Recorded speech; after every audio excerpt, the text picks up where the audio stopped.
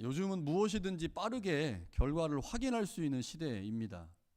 최근에 AI가 얼마나 많이 발전을 했는지 우리가 웬만한 정보들은 거의 즉석에서 얻을 수가 있습니다. 제미나이나 챗 GPT를 통해서 원하는 정보들을 바로바로 얻을 수가 있죠. 최근에 나오는 이야기들을 보면 이 인공지능이 얼마나 발전을 하고 있는지 앞으로 5년, 10년 후가 어떻게 변화될지 두려울 정도입니다. 한국에는 새벽 배송이 있습니다. 저녁에 주문하면 아침에 물건이 도착합니다. 아이들은 학교에서 물건을 이제 가져가야 되는데 엄마가 깜빡하고 못 샀잖아요. 그러면 저녁 9시, 10시에 주문을 하면 새벽에 온대요. 그러니까 이제 이 젊은 부모님들이 거의 중독 수준으로 여기에 빠져든다. 이런 이야기를 하더라고요. 우리는 지금 어느 시대보다 빠른 시대를 살아가고 있죠. 물론 캐나다는 한국보다는 느립니다. 많이 느립니다. 그러나 과거에 비교해 보면 캐나다도 가장 빠른 시대를 살고 있는 거죠. 자, 우리가 이렇게 빠른 시대를 살면서 점점 당장 눈에 보이는 결과에 익숙해져 가는 우리를 발견합니다. 그러니까 빠른 시대다 보니까 당장 눈에 보이는 결과에 익숙해져서 빨리빨리 이런 게 이제 우리의 삶의 패턴이 돼가고 있죠. 그러나 세상에는 여전히 기다림을 요구하는 일들이 있습니다. 씨를 뿌리는 일을 한번 생각해 보십시오. 씨를 땅에 심고 나면 한동안 아무 변화도 보이지 않습니다.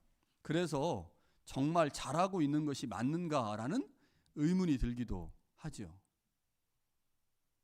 빨리빨리가 이 세상의 트렌드지만 기다리지 않으면 결과를 얻지 못하는 것들도 분명히 있다고 하는 거죠.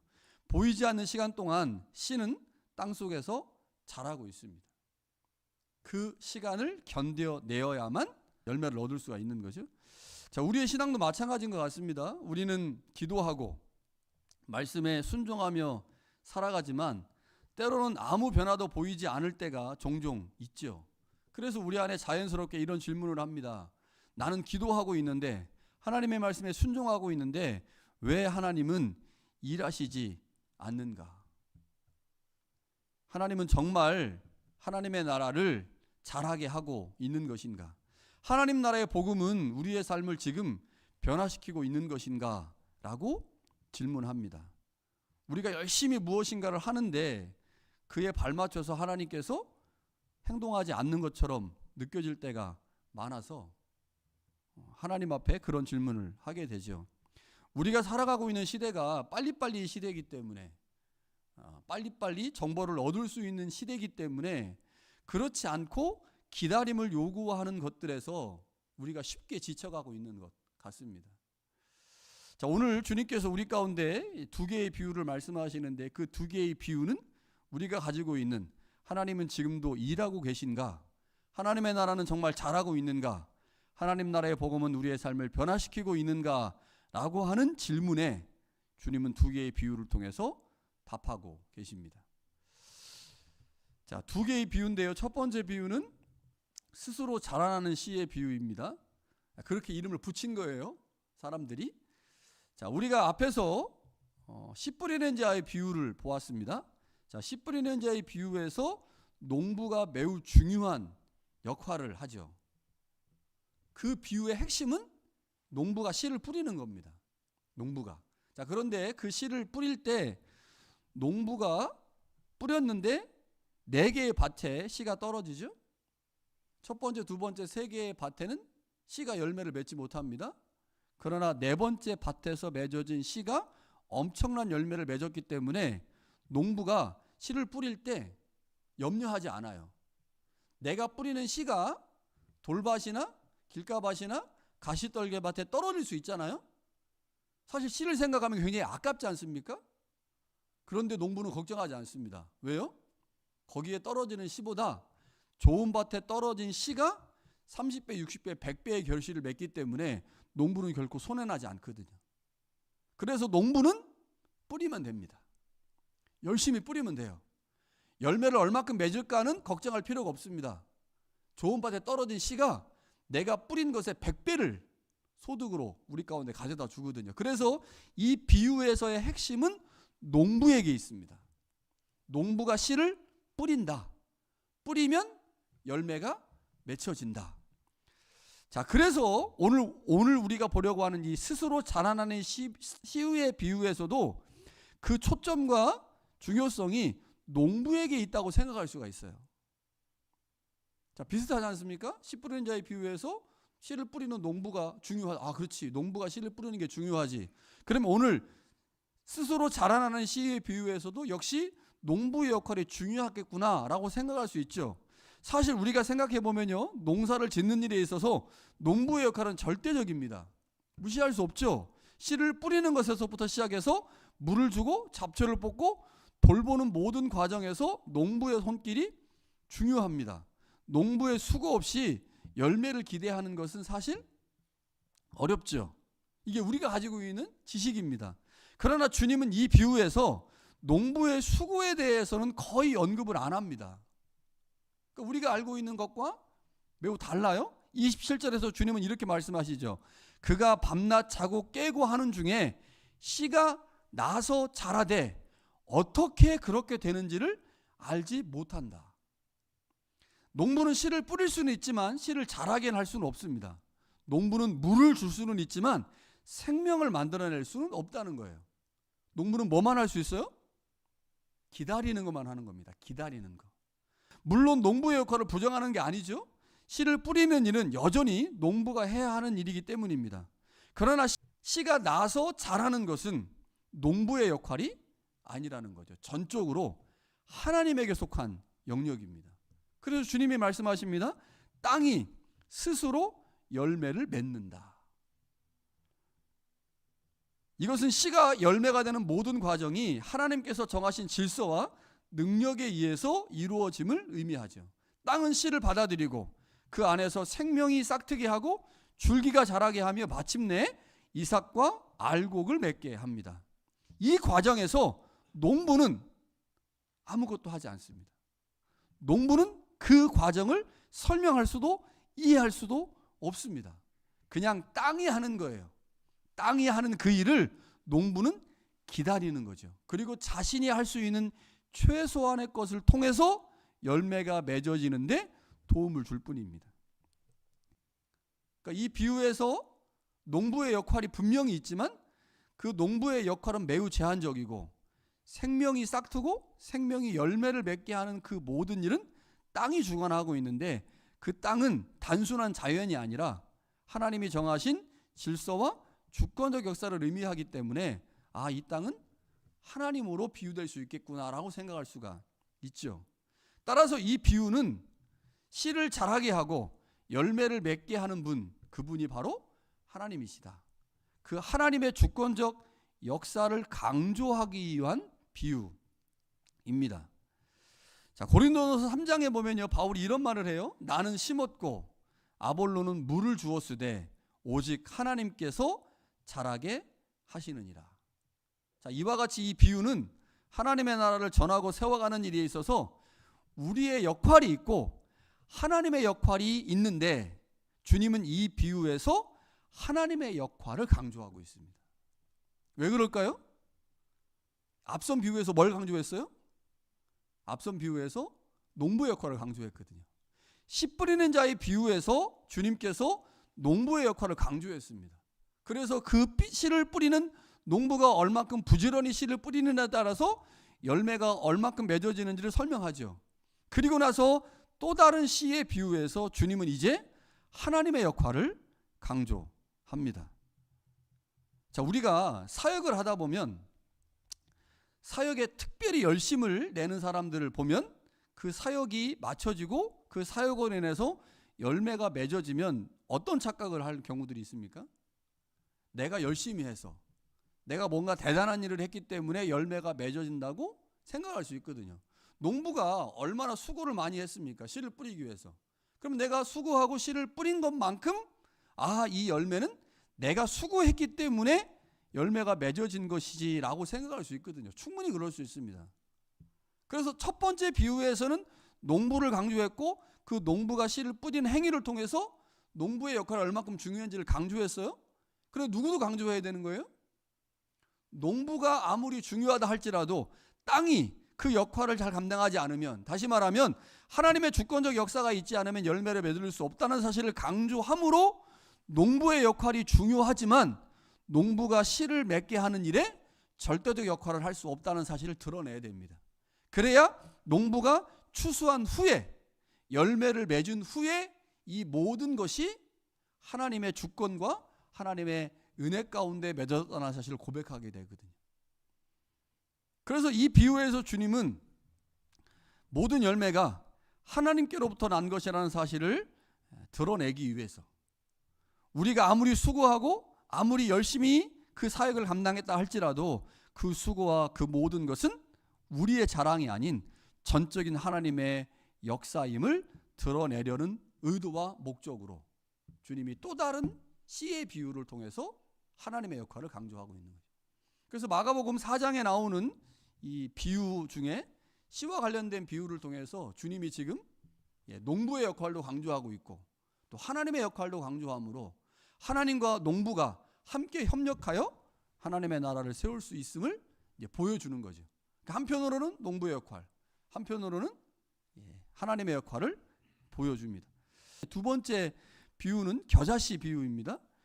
자, 당시 사람들에게 겨자씨는 단순히 작은 씨가 아니라 가장 작다라고 하는 것을 표현할 때 쓰는 상징적 표현이었습니다. 그래서 겨자씨는 눈에 보이지 않는 아주 작은, 손에 올려놔도 존재감이 거의 느껴지지 않는 씨를 의미합니다. 자, 그런데 주님께서 바로 그 겨자씨를 가지고 하나님의 나라를 비유하셨다고 하는 거죠. 왜 그러냐? 겨자씨는 세상적 기준으로 볼 때 아주 작은 거잖아요. 아주 작은 것. 그런데 그 아주 작은 그것이 사람들이 감당할 수 없을 만큼 아주 커다란 나무가 된다. 이 대조를 주님께서 보여주시려고 이 겨자씨 비유를 사용하시죠. 자, 예수님 당시의 상황을 한번 생각을 해보면 좋겠습니다. 예수님의 사역은 위대한 왕궁에서 시작되지 않았습니다. 갈릴리라고 하는 변방에서 시작됐죠. 수많은 군대나 권력자들과 함께 시작되지 않았고 이름 없는 몇 명의 제자들과 함께 시작됐습니다. 그 제자들은 어부와 세리와 같은 평범하거나 아니면 형편없는 사람들이었죠. 하나님의 나라는 마치 겨자씨와 같아서 보잘것없고 눈에 잘 띄지 않게 시작된다는 겁니다. 이게 하나님 나라의 특징이에요. 그래서 많은 사람들은 그 시작을 보고 무시하거나 별 의미 없는 것으로 여긴다는 거죠. 그런데 주님께서 말씀하십니다. 하나님의 나라는 그렇게 시작되지만 그 작은 겨자씨가 커다란 나무가 되어 새들에게 보금자리를 제공해 줄 만큼 엄청나게 커진다. 이게 하나님의 나라다 라고 하면서 주님께서 겨자씨 비유를 말씀하시죠. 첫 번째 비유, 이 씨 뿌리는 자의 비유에서 그 길가밭에 나타났던 새가 있습니다. 농부가 씨를 뿌렸는데 그 새를 뿌렸는데 그 뿌린 씨가 길가에 떨어졌고 그 길가에 떨어진 그 씨를 새가 먹거든요. 그런데 이 겨자씨 비유에 뭐가 등장하냐면 새가 등장합니다. 새가. 그러니까 같은 사장 안에 있기 때문에 사장의 씨 뿌리는 자의 비유에서 새를 보았으면 뒷부분으로 가가지고 겨자씨 비유에서 새가 나오잖아요. 그러면 어떻게 생각할까요? 연결돼서 생각할 수밖에 없거든요. 그러니까 4장 앞부분에서 새는 분명히 하나님 농부가 열심히 뿌린 씨를 먹는 존재였단 말이에요. 그런데 겨자씨 비유에서 새가 어떻게 됩니까? 심균후의 모든 풀보다 커지고 큰 가지를 내면서 공중의 새들이 그 그늘에 깃들일 만큼 된다는 거죠. 자, 그래서 이 새는 두 가지 의미로 우리 가운데 생각할 수 있는데, 첫 번째는 유대교에서는 이 새가 이방인들을 상징했습니다. 이방인들. 그리고 오늘 본문에서는 마가복음 4장에서는 새가 무엇으로 의미가 돼요? 하나님의 말씀을 빼앗아가는 악한 자 아니면 사탄 이런 개념으로 우리가 이 말씀을 받아들일 수가 있죠. 어찌됐든 간에 그게 이방인이든 아니면 악한 자이든 사단이든지 간에 하나님의 나라가 아주 보잘것없는 겨자씨처럼 시작을 했는데 이게 한번 자라기 시작하더니 멈추지 않고 계속해서 퍼져나가면서 확장되고 번져가고 영향력을 넓혀가더니 결국 누구도 품습니까? 새까지 품는 거예요. 이방인을 품고 원수를 품고 악한 자들을 품는 수준까지 자라난다는 거죠. 이게 하나님의 나라라는 겁니다. 하나님의 나라는 특정한 사람들만을 위한 나라가 아니라 모든 사람들이 와서 머물고 쉬고 보호를 받을 수 있는 나라라는 거죠. 그래서 하나님의 나라는 결코 배타적 나라가 아니라 포용적 나라이기 때문에 결국 작은 시로 시작된 하나님의 나라가 결국 민족과 모든 경계를 넘어서서 모든 사람들을 품는 나라가 된다는 거죠. 이게 하나님의 나라라는 겁니다. 자, 그런데 우리가 하나님의 나라를 경험하고 그 나라의 비전을 품게 되면 우리 자신이 바로 겨자씨와 같은 존재가 된다는 거죠. 우리의 삶과 사역은 여전히 작고 보잘것없어 보일 수 있습니다. 그러나 하나님 나라 안에서 시작된 우리의 삶과 사역은 결코 작은 상태로 머물러 있지 않습니다. 우리가 십자가의 길을 따라 순종하는 삶을 살 때 우리도 역시 겨자씨와 같은 존재가 되어 우리가 누군가에게 쉼이 되고 누군가에게 위로가 되고 누군가에게 소망이 되는 통로가 된다는 거죠. 자, 두 개의 비유가 나옵니다. 자, 그런데 이 두 개의 비유는 하나의 질문에 대한 다른 두 가지 방식의 답입니다. 질문이 무엇이냐? 하나님의 나라는 정말 잘하고 있는가? 자, 이게 첫 번째 비유하고 연결이 돼요. 자, 농부가 씨를 뿌렸습니다. 씨를 뿌렸어요.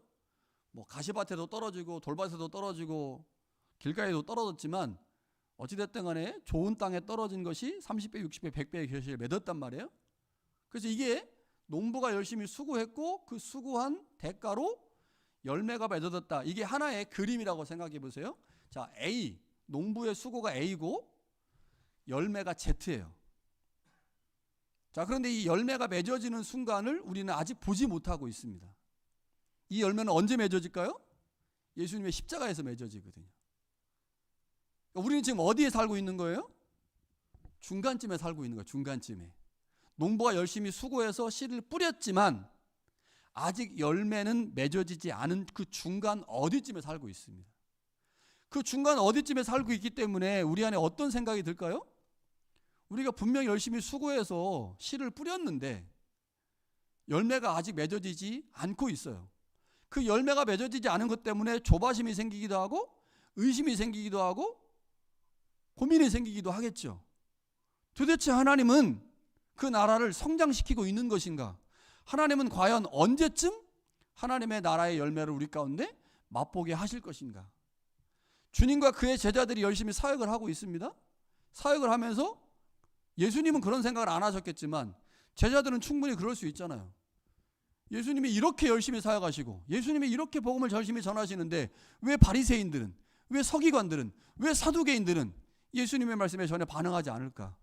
오히려 그들은 왜 예수님을 자꾸 이렇게 죽이려고만 할까? 도대체 하나님의 나라가 일하고 있는 것인가? 라고 생각할 수 있습니다. 우리는 어떻습니까? 우리도 똑같죠. 농부가 열심히 복음을 전했지 않습니까? 뿌렸잖아요. 씨를 뿌렸잖아요. 그러니까 결과는 분명히 있어요. 30배, 60배, 100배 좋은 땅에 떨어지면 그게 결과가 나올 걸 알고 있지만 그 중간에 있을 때는 우리 안에 의심이 생깁니다. 하나님의 말씀이 도대체 왜 작동하지 않는 거지? 하나님의 복음을 그렇게 열심히 전했는데 왜 복음이 일하지 않는 거지? 하나님의 나라는 정말로 자라나고 있는 건가? 라고 하는 생각을 할 수밖에 없습니다. 아직 결과를 보지 못했으니까. 그렇게 결과를 보지 못하고 있는 사람들에게 주시는 말씀입니다. 오늘 두 개의 비유가. 하나님의 나라는 정말로 자라고 있는가? 농부가 수고하여 뿌렸는데 예수님이 수고하여 뿌렸고 제자들이 뿌렸고 우리가 뿌리고 수많은 목회자들이 수많은 복음 전도자들이 하나님의 나라의 복음을 뿌렸는데 그 뿌린 그 복음이 하나님 나라 안에서 정말로 자라나고 있는가라고 하는 질문에 대해서 두 가지로 답변하는 겁니다. 첫 번째 비유가 뭐예요? 스스로 자라난 씨앗입니다. 보이지 않아도 하나님은 지금 일하고 계신다.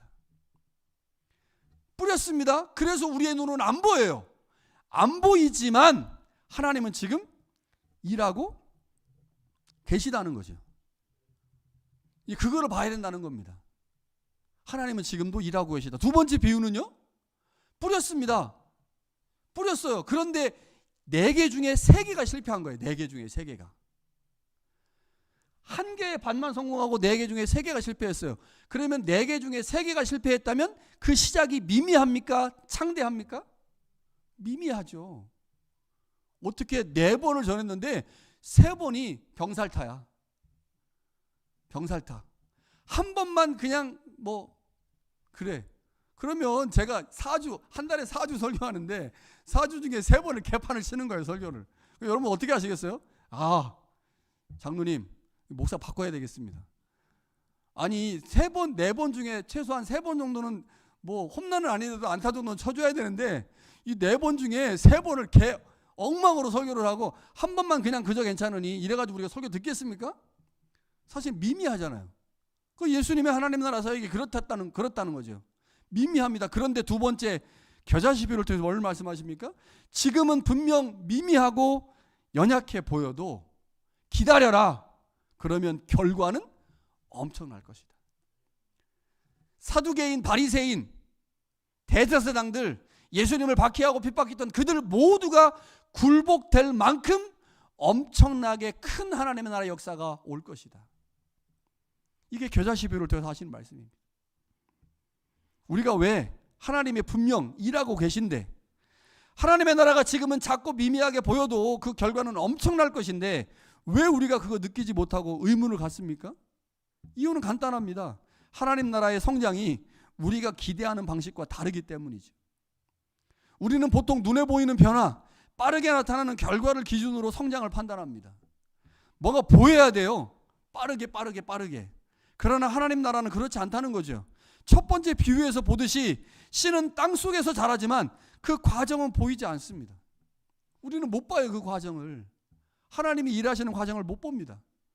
농부는 씨가 자라는 원리를 알지 못하고 그 과정을 통제할 수도 없습니다. 하나님의 나라는 이처럼 눈에 보이지 않는 방식으로 우리의 이해를 넘어서는 방식으로 자라난다는 거죠. 그래서 인식을 못하는 거예요. 인식을 못하니까 의문이 생기기도 하고 인식을 못하니까 어려움이 생기기도 하는 거죠. 우리는 당장에 드러나는 결과를 가지고 하나님의 나라를 생각하려고 하죠. 그래서 항상 오해하고 그래서 하나님이 일하시지 않는 것처럼 보이고 하나님께서 왜 도대체 이렇게 더디게 일하시는지 궁금해할 수밖에 없습니다. 우리가 하나님의 나라를 잘 인식하지 못하는 이유, 그것은 성장이 하나님의 주권 아래서 이루어지고 있기 때문인데 그 성장이 하나님의 주권 아래서 보이지 않게 이루어지는 사실을 모르기 때문입니다. 우리의 눈에 보이는 크기와 즉각적인 결과로 우리는 판단하려고 하는 성향이 너무 강해서 하나님은 분명 일하고 계신데 그 하나님의 일하심을 잘 보지 못한다는 거죠. 우리의 삶 속에서 변화는 더디게 나타날 수 있습니다. 더디게 나타나기 때문에 낙심할 수 있겠지만 하나님의 나라의 원리가 어떤지, 하나님의 나라가 우리 가운데 어떻게 일하고 있는지를 깨닫게 된다면 낙심할 게 아니라 하나님이 일하시고 계심을 믿고 그 하나님에 대한 신뢰를 가지고 기다리는 거죠.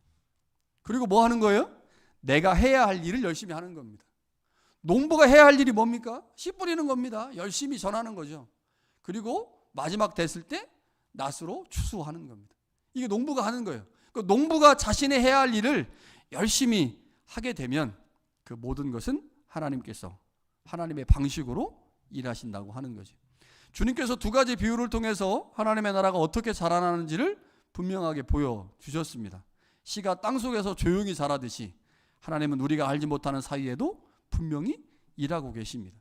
그래서 때로는 아무 일도 일어나지 않는 것처럼 보일 수 있습니다. 또한 하나님께서 시작하신 일은 우리 눈에 작고 연약해 보일 때가 많죠. 그래서 그 시작 때문에 결과를 예측하지 못할 수 있다고 생각할 수 있습니다. 그러나 하나님은 분명 그 작게 시작된 그 일을 크게 하셔서 놀라운 열매를 맺게 하신다는 거죠. 자, 이러한 하나님 나라의 방식에 대해서 이해하고 있는 우리 어떻게 앞으로 삶을 살아가야 되겠습니까?